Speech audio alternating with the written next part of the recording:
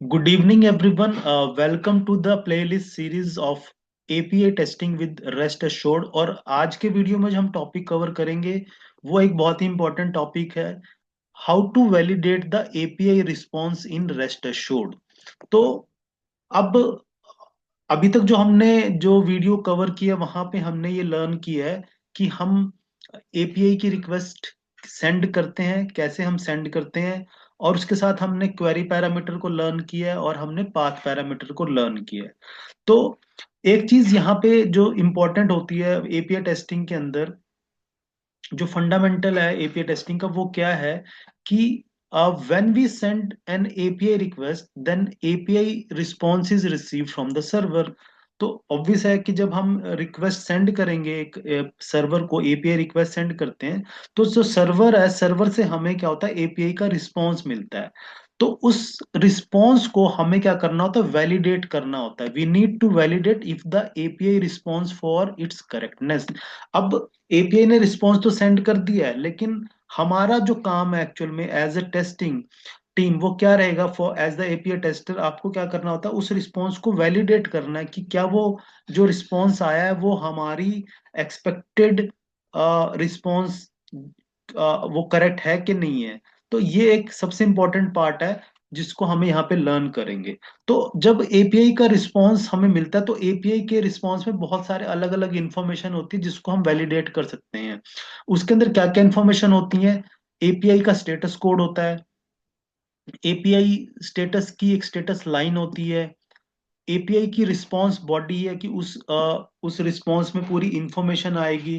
And then response के headers भी होते हैं, और रिस्पांस का टाइम कि एपीआई कितने टाइम में उस चीज को उस रिस्पांस को हमें वापस से वापस सेंड कर रही है, यानी कि परफॉर्मेंस से रिलेटेड है ये आपकी एपीआई कितनी फास्ट है। तो ये चीजें हम वैलिडेट करेंगे अब यहाँ पे। और जो सैंपल हम यहाँ पे एपीआई यूज करने वाले हैं इस पर्टिकुलर वीडियो में, वो हम यूज करेंगे यहाँ से, that is restful API dot dev. और एक चीज इंपॉर्टेंट जो हमें यहाँ पे करनी है, क्योंकि अब हम यहाँ पे क्या करेंगे, वैलिडेशन कर रहे हैं, तो हमें वैलिडेशन इंप्लीमेंट करने में एक हमें यहाँ पे क्या करना पड़ेगा, एक डिपेंडेंसी ऐड करनी है अपने प्रोजेक्ट की pom.xml फाइल के अंदर। वो डिपेंडेंसी हमें कौन सी ऐड करनी है, वो है हैमक्रेस्ट। हैमक्रेस्ट की एक डिपेंडेंसी हमें क्या करनी है, अपने मेवन प्रोजेक्ट में ऐड करनी है, क्योंकि ये हमें हेल्प करेगी हमारे रिस्पॉन्स को वैलिडेट करने के लिए। और जब आप हैमक्रेस्ट की डिपेंडेंसी ऐड कर लेंगे, तो उसके बाद हम जब अपनी स्क्रिप्ट राइट करते हैं तो हमें अपनी स्क्रिप्ट के अंदर एक स्टैटिक पैकेज इंपोर्ट करना होगा हैमक्रेस्ट लाइब्रेरी का। वो हम यहाँ पे करेंगे, जिस जो है इंपोर्ट स्टैटिक, वो स्टैटिक पैकेज है org.hamcrest.matchers। ये हमें एक अपनी स्क्रिप्ट के अंदर हमें ये एक स्टैटिक पैकेज ऐड करना पड़ेगा, तभी हम जो है हैमक्रेस्ट की जो डिपेंडेंसी है उसको यूज करेंगे, जो हमें इंफॉर्मेशन को वैलिडेट करने में हेल्प करेगी। तो अब हम आते हैं अपनी स्क्रिप्ट पे। तो मैं पहले यहाँ पे इक्लिप्स ओपन करता हूँ। यहाँ पे मैंने जो बेसिक स्क्रिप्ट है, जहाँ पे हमारी गेट रिक्वेस्ट हमने बनाई हुई है, वो मैंने ऑलरेडी बना के रखी है, क्योंकि हम ये ऑलरेडी प्रीवियस वीडियो में ये लर्न कर चुके हैं कि हम एक गेट रिक्वेस्ट कैसे सेंड करेंगे। मैं फिर भी यहाँ पे क्विकली इसको एक बार गो थ्रू करता हूँ। हमने यहाँ पे एक ऑलरेडी एक क्लास बनाई हुई है।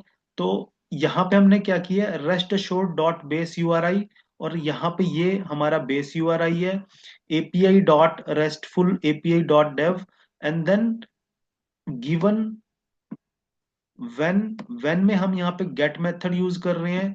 और ये मैं आपको पहले सैंपल दिखाता हूँ जो हम यहाँ पे यूज करने वाले हैं। तो ये हमारी जो सैंपल हम यूज करने वाले हैं, रेस्टफुल एपीआई डॉट डेव। यहाँ पे क्या है, ये वेबसाइट है, और इसके अंदर हमें डिफरेंट डिफरेंट एंड पॉइंट्स मिल रहे हैं, यहाँ पे प्रोवाइड किए गए हैं।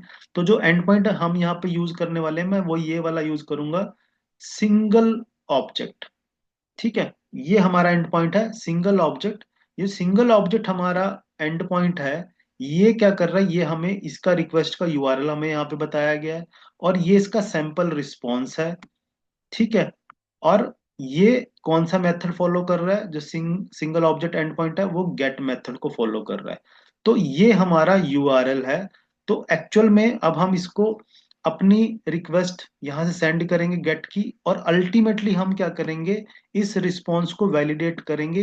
ये हमारा सैंपल रिस्पॉन्स है जिसका स्टेटस कोड 200 है। और आप इस रिस्पॉन्स को अगर देखें तो यहाँ पे क्या इंफॉर्मेशन आ रही है, यहाँ पे आईडी फील्ड है, नेम है, एक डेटा के फील्ड है जिसके अंदर फर्दर हमारा एक डेटा यहाँ पे पैक है इसके अंदर। ठीक है, तो अब हम इसको चेक करते हैं। तो सबसे पहले मैं यहाँ पे गेट रिक्वेस्ट सेंड करता हूँ। तो इसको मैंने क्या यहाँ पे आए और इस यूआरएल को हिट करें अगर, तो ये हमारा एपीआई का यूआरएल है। तो इसमें जो ये पार्ट है, दिस इज द हमारा बेस यूआरआई, और ये जो बाकी है दैट इज हमारा एंड पॉइंट का पार्ट है। अब यहाँ पे मैं सेम जो रिक्वेस्ट अपनी क्या कर रहा हूँ, यहाँ से सेंड कर रहा हूँ गिवन व्हेन, व्हेन के साथ गेट मेथड है, और एंड पॉइंट मैंने ऐड किया स्लैश ऑब्जेक्ट्स एंड स्लैश 7। ठीक है, तो ये मैं इस एंड पॉइंट को फॉलो कर रहा हूँ, this is the end point. और अब उसके बाद हमने क्या किया, then end log dot all. अभी हम यहाँ पे सिर्फ गेट रिक्वेस्ट को सेंड कर रहे हैं और देखते हैं कि हमारा जो रिस्पॉन्स क्या आएगा। अभी हम यहाँ पे वैलिडेट नहीं कर रहे हैं। ठीक है, तो हम यहाँ पे अभी वैलिडेट नहीं कर रहे हैं, हम यहाँ पे अभी सिर्फ रिक्वेस्ट सेंड कर रहे हैं और ये देख रहे हैं कि हमारी एपीआई का रिस्पॉन्स क्या आ रहा है। तो ये हमारी एपीआई ने रिस्पॉन्स सेंड किया है, आप देख रहे हैं। यहाँ पे हमारा ये स्टेटस लाइन आई है, इसमें स्टेटस का कोड है 200। Okay, this is the status line. और यहाँ पे कुछ हेडर्स हैं हमारे, और एंड में जाके आप देख रहे हैं ये हमारी रिस्पॉन्स की बॉडी है। ठीक है, और ये हमारी रिस्पॉन्स की बॉडी यहाँ पे आई है। हमें ये रिस्पॉन्स तो मिला है, लेकिन हमने अपनी स्क्रिप्ट में कोई भी वैलिडेशन पॉइंट यहाँ पे ऐड नहीं किए हैं। आप देख रहे हैं यहाँ पे सिर्फ रिक्वेस्ट सेंड की गई है, और जो रिस्पॉन्स आया उसको लॉग किया हमने अपने कंसोल एरिया में, वो यहाँ पे लॉग हो गया है।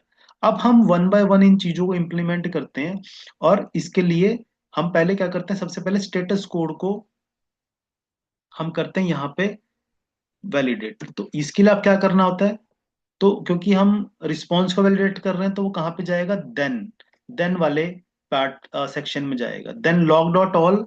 अब यहीं के साथ हम फ्लुएंट उसमें फ्लो में लिखते हैं dot, that is status code. तो यहाँ पे आप बताएंगे स्टेटस कोड, और मैं यहाँ पे कह रहा हूँ मेरा एक्सपेक्टेड स्टेटस कोड क्या है, 200।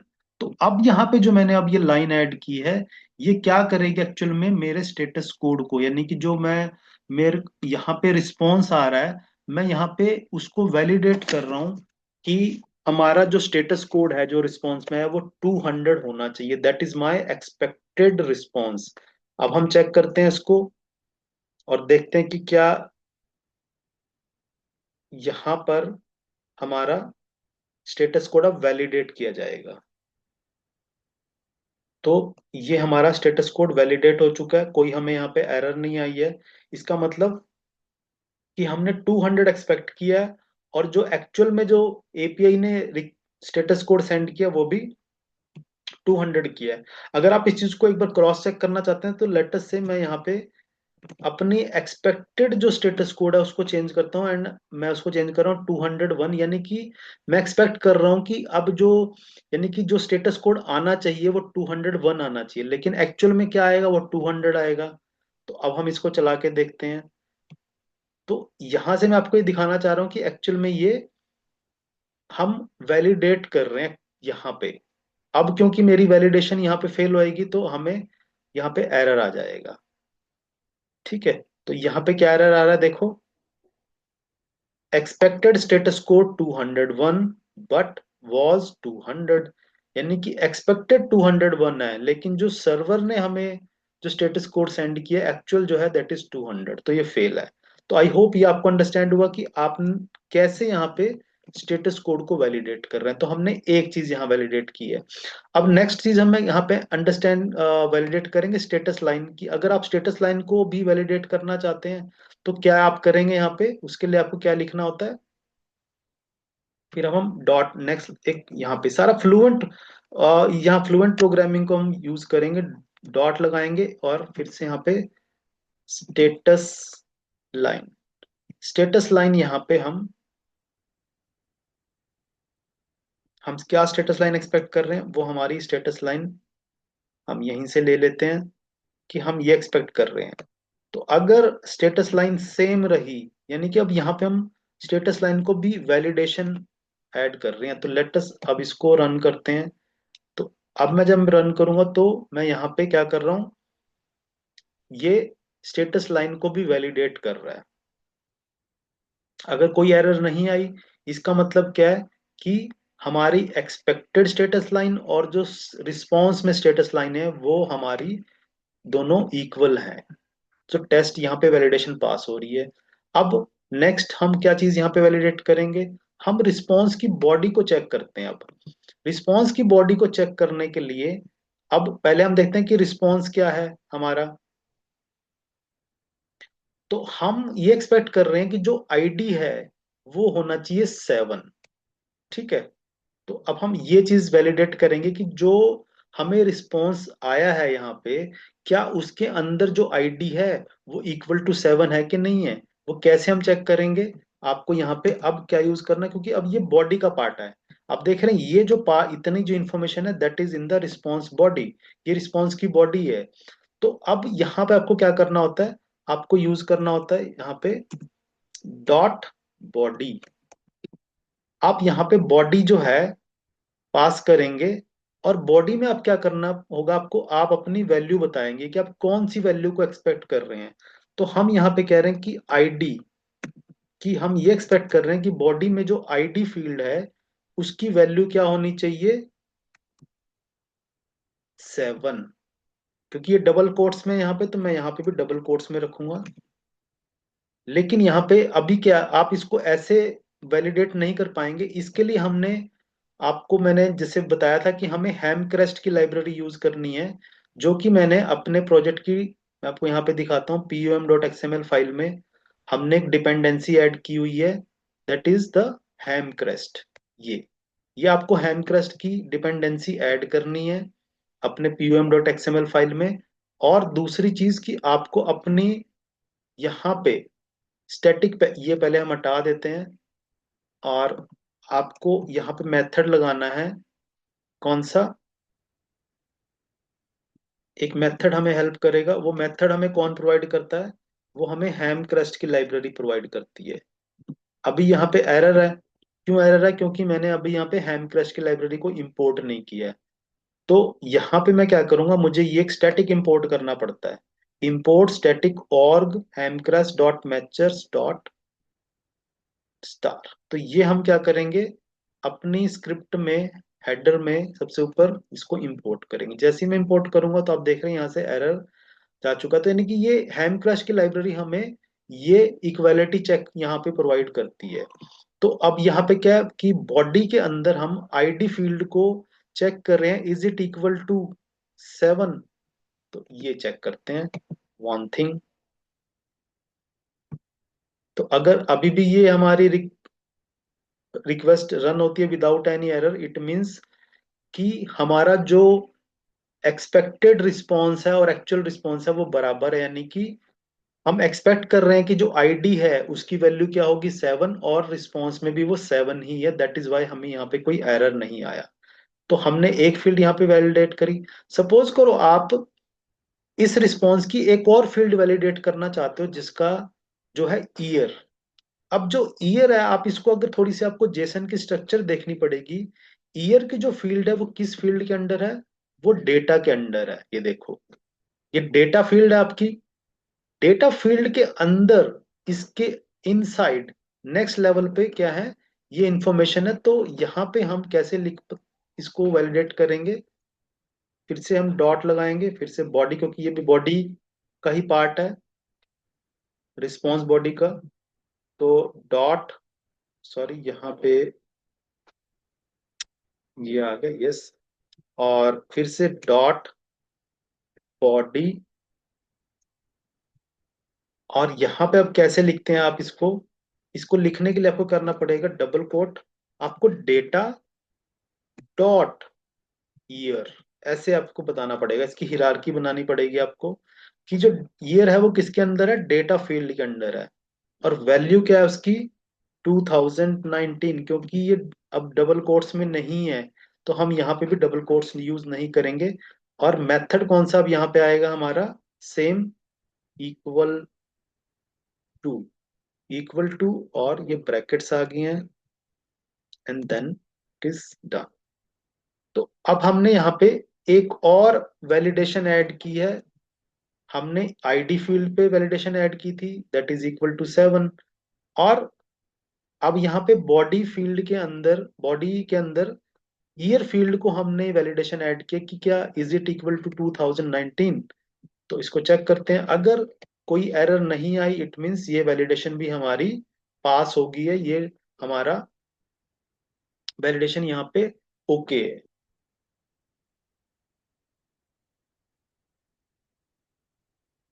तो यस, रिस्पॉन्स आया without any error, it means जो वैलिडेशन हमने ऐड की है वो पास हो चुकी है, क्योंकि हमारा जो रेस्ट एश्योर्ड है वो क्या चेक करता है, इस रिस्पॉन्स को चेक करता है कि क्या डेटा के अंडर जो ईयर फील्ड है is it equal to 219। Yes, वो है। हमारे रिस्पॉन्स में वही हमने, ये हमारी एक्सपेक्टेड वैल्यू जो हम स्क्रिप्ट में लिख रहे हैं, और रिस्पॉन्स में क्या है, वो हमारी एक्सपेक्टेड वैल्यू है, सॉरी एक्चुअल वैल्यू है। तो ये आ गया। तो इस तरीके से आप बॉडी को वैलिडेट कर सकते हैं। ऐसे ही आप हेडर अगर कोई करना चाहते हैं तो हेडर को कर सकते हैं। हेडर को चेक करते हैं हम यहाँ पे, ये हमारा रिस्पॉन्स है, इसका एक हेडर है, ये है header, that is the content type जो है एप्लीकेशन जेसन। तो अब हम ये चेक करते हैं, इसको भी सेम वैसे ही चेक करेंगे, लेकिन आपको अब यहाँ पे क्या लगाना है, डॉट हेडर, डॉट हेडर। और हमें यहाँ पे क्या करना है, सेम वे से हम दो वैल्यूज पास करेंगे यहाँ पे। कौन सा है हमारा हेडर, कंटेंट टाइप। तो आप यहाँ पे इसको डबल कोट में पास करेंगे, एन सेकंड, और फिर से मेथड लगाएंगे इक्वल टू, जो हमें हेमक्रस्ट लाइब्रेरी प्रोवाइड करती है, और उसकी वैल्यू क्या है, एप्लीकेशन जेसॉन। तो अब हम यहाँ पे जो हेडर है उसको यहाँ पे वैलिडेशन हम उसकी ऐड कर रहे हैं कि क्या जो हमें रिस्पॉन्स मिल रहा है एपीआई से, उसमें जो कंटेंट टाइप का हेडर है is it equal to application slash JSON. ये अब हमने एक हेडर के ऊपर वैलिडेशन यहाँ पे ऐड कर दी है। क्लिक, हम रन करते हैं, और अगर ये स्क्रिप्ट हमारी रन होती है, प्रोग्राम रन होता है without any error, it means हमारी ये वैलिडेशन पास है। यहाँ पे कोई एरर नहीं आया तो इसका मतलब द वैलिडेशन इज पास्ड। जो हेडर की हमने लगाई है, ये जो इंफॉर्मेशन है हमारी, ये हेडर है, ठीक है। और जो ये हमारी ये इंफॉर्मेशन है that is with in the करली ब्रैकेट, ये हमारी रिस्पॉन्स की बॉडी है, वो हेडर्स है। तो हमने हेडर को किया। अब हम एपीआई की परफॉर्मेंस चेक करना चाहते हैं, तो उसके लिए क्या आप लगाएंगे, डॉट टाइम। तो आपको यहाँ पे डॉट टाइम लगाना है, दैट इज द, आपको इसको कैसे मेंशन करना है, डॉट टाइम जब आप लिखेंगे तो आप यहाँ पे एक और मेथड यूज करेंगे, जो भी कहाँ, वो हमें कहाँ से मिलता है, वो भी हमें हेमक्रस्ट लाइब्रेरी देती है, इसका नाम है लेस देन। लेस देन, और आप यहाँ पे वैल्यू पास करेंगे, लेट्स से मैं कहता हूँ 2000 मिली सेकेंड। तो इसके साथ आपको एल यहाँ पे लगाना है। इसका मतलब क्या है कि जो ये लेस देन, ये जो टाइम का जो यहाँ पे एक हमारी वैलिडेशन है, उसको जो वैल्यू पास करनी होती है वो ये एक्सपेक्ट करता है कि एक लॉन्ग वैल्यू जाएगी। तो एल जब हम यहाँ पे लगाते हैं तो ये इसको as a long value pass करता है। अगर मैं यहाँ पे एल इसको नहीं लगाऊंगा तो ये इसको एक इंटीजर की तरह ट्रीट करेगा। और जो ये वैलिडेशन है डॉट टाइम की, ये हम एक लॉन्ग वैल्यू को एक्सपेक्ट करती है, आप देख रहे हैं यहाँ पे, it expect a long value. तो जो हम 2000 लिखेंगे दैट इज 2000 मिली सेकेंड, और with the L it indicates कि ये एक लॉन्ग वैल्यू हम यहाँ पास कर रहे हैं। तो अब यहाँ पे हम असर्शन ये डाल रहे हैं कि जो हमारी एपीआई का रिस्पॉन्स है, it should be less than 2000 millisecond. और मैं इसको 1000 लेके आता हूँ कि हम एक्सपेक्ट करते हैं कि 1000 मिली सेकेंड में हमारी एपीआई रिस्पॉन्स सेंड करेगी। तो करते हैं रन। अब हमने यहाँ पे जो वैलिडेशन ऐड की है वो ऐड की है परफॉर्मेंस के related, that is the time की एपीआई का रिस्पॉन्स टाइम क्या है।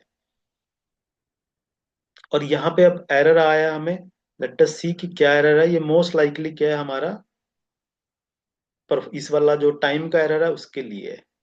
ये क्या है, yes, expected response time was not a value less than 1000 millisecond, was 3789 millisecond. यानी कि जो यहाँ पे रिस्पॉन्स आया है हमें वो कितने मिली सेकेंड्स में आया है, 3789 मिली सेकेंड के अंदर आया। तो अब इसलिए फेल है क्योंकि हमारी एक्सपेक्टेड वैल्यू क्या है, 1000, it should be less than 1000 millisecond. तो मैं इस वैल्यू को अब यहाँ पे 5 पे कर देता हूं ताकि अब ये पास हो। अब हम इसको रन करते हैं फिर से, और यहाँ पे हम करते हैं इसको रन, और लेट अस सी अब जो हमने ये जो टाइम का यहाँ पे वैलिडेशन ऐड किया क्या वो पास है। अब कोई एरर नहीं है यहाँ पे, यानी कि हमारा जो एपीआई का रिस्पॉन्स रिसीव हुआ है that is less than 500 millisecond और 5 सेकेंड। तो इस तरीके से आप देख रहे हैं कि हमने यहाँ पे जो एपीआई का रिस्पॉन्स है उसको हमने वैलिडेट किया एक्चुअल में, कि रिस्पॉन्स तो मिला है दैट इज करेक्ट, बट क्या वो एक्चुअल में जो उस रिस्पॉन्स के अंदर जो इंफॉर्मेशन है क्या वो इंफॉर्मेशन भी करेक्ट है, स्टेटस कोड सही है, स्टेटस लाइन सही है। हम बॉडी के अंदर जो इंफॉर्मेशन है, अलग अलग फील्ड्स हैं, जैसे आईडी फील्ड है, नेम फील्ड है, डेटा एक फील्ड है, और डेटा फील्ड के अंदर फर्दर फील्ड्स हैं, ईयर है, प्राइस है, सीपीयू मॉडल है, हार्ड डिस्क साइज है। तो क्या वो इंफॉर्मेशन सही है, आप यहाँ पे उसको ऐड कर रहे हैं। तो ये था कि जहां पे हमने ये लर्न किया है कि आप एपीआई का रिस्पॉन्स कैसे वैलिडेट करेंगे, जो कि सबसे इंपॉर्टेंट पार्ट है। ऑब्वियस है, टेस्टिंग में क्या करना है, हमने वैलिडेशन ही तो करनी है। अब जब एपीआई टेस्टिंग परफॉर्म कर रहे हैं तो एपीआई की वैलिडेशन क्या होगी, एपीआई की वैलिडेशन एपीआई के रिस्पॉन्स पे अप्लाई होगी। वो हमने यहाँ पे लर्न की है कि एपीआई की रिस्पॉन्स की वैलिडेशन कैसे हम परफॉर्म करते हैं। सो फर्दर भी कुछ और भी चीजें हैं जो हम वैलिडेशन में यूज करेंगे, but that is the starting point जहां से हम ये कॉन्सेप्ट अंडरस्टैंड कर लिया हमने। अब आने वाले वीडियोस में हम और फर्दर इन चीजों के अंदर डीप डाइव करेंगे और देखेंगे कि और क्या ऑप्शंस हैं जहां से हम इन चीजों को वैलिडेट कर सकेंगे। आई होप ये जो पूरा वीडियो है और पूरा जो प्रोसेस है वो कॉन्सेप्ट आपको अंडरस्टैंड हुआ है, और आने वाली वीडियोस में हम फर्दर टॉपिक्स कवर करेंगे। Thank you very much.